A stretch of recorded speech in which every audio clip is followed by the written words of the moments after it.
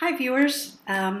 What I'd like to do in this session is model how a receptive skills lesson is phased, or otherwise known as sequenced, into the three phases. We'll be doing a reading text at C1 level.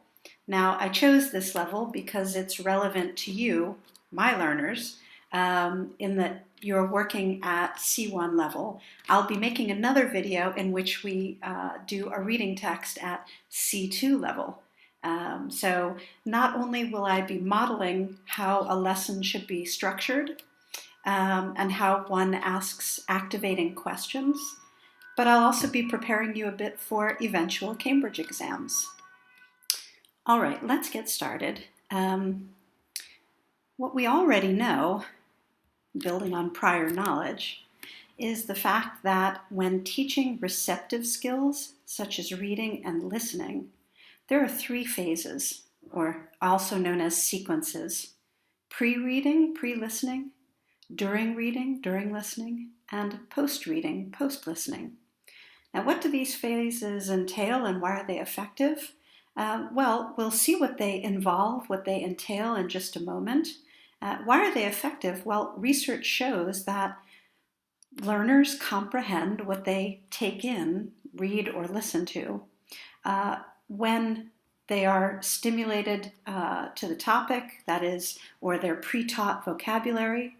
They're given a task during the actual input phase where they're reading or listening. And by following up, they're more likely to remember what they've learned. Okay. Let's give it a try ourselves and see what it feels like to be in a receptive skills lesson with three phases. So get a piece of paper and a pen so you can write down your answers, and don't share your answers with anyone else. We want to measure your progress at this level.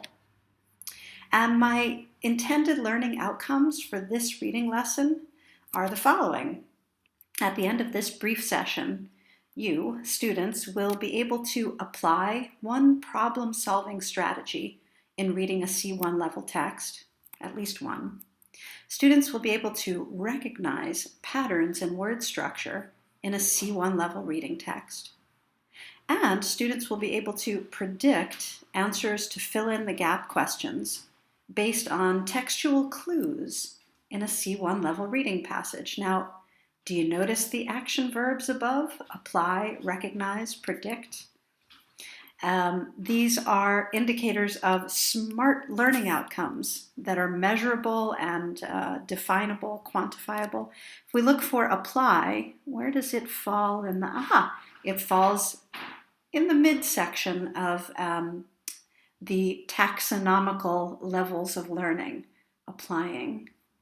Recognize, where does that come in?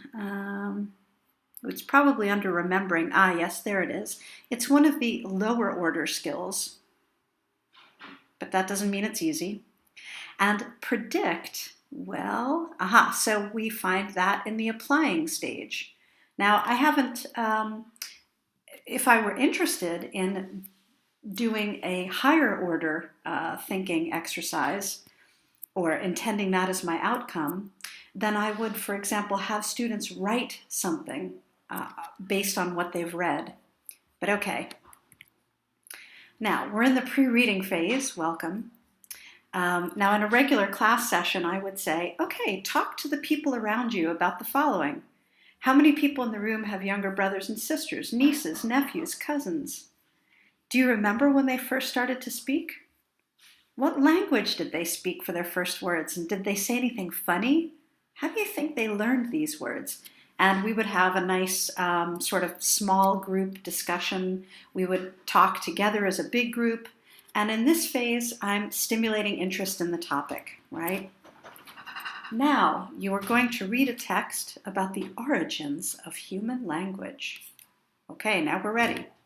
The during reading phase. What we've got here is a very typical Cambridge reading exercise in which you have to think of the word which best fits each gap, and you're only allowed to use one word. And of course, they give you an example, a little bit of scaffolding here in the beginning.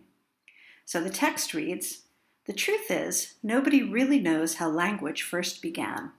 Did we all start talking at around the same time of the manner in which our brains had begun to develop? Although there is a lack of clear evidence, people have come up with various theories about the origins of language. One recent theory is that human beings have evolved in a way that we are programmed for language from the moment of birth. In words, language came about as a result of an evolutionary change in our brains at some stage. Language will be programmed into the brain, but people still need stimulus from others around them.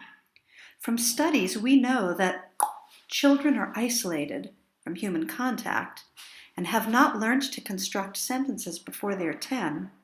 It is doubtful they will ever do so. This research shows, if else, that language is a social activity, not something invented, isolation. Okay, I read it out loud because that helps people focus on the text. It also helps the learners who are more orally orientated. That is, you're reading and listening at the same time, and that can help these receptive skills develop and help you develop some strategies, which was one of my outcomes. Now, normally I would give students 5 minutes to, or I'd watch my group, see how they get on filling in the blanks. So pause this video and do that. Work quietly, write down what your proposed answers are. I'll give you a moment for that.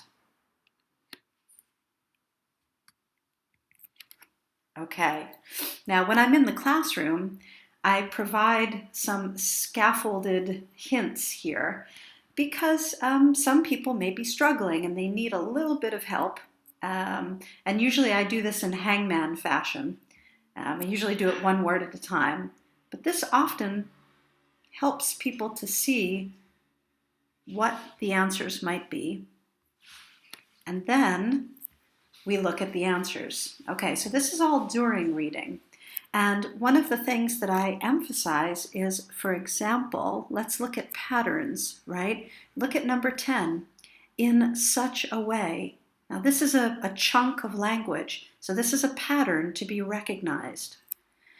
Here's another pattern, number 13, but despite this, right, this is something that as a reader, once you recognize these patterns, for example, this kind of vocabulary, in isolation, it's not something invented in isolation. This is a collocation.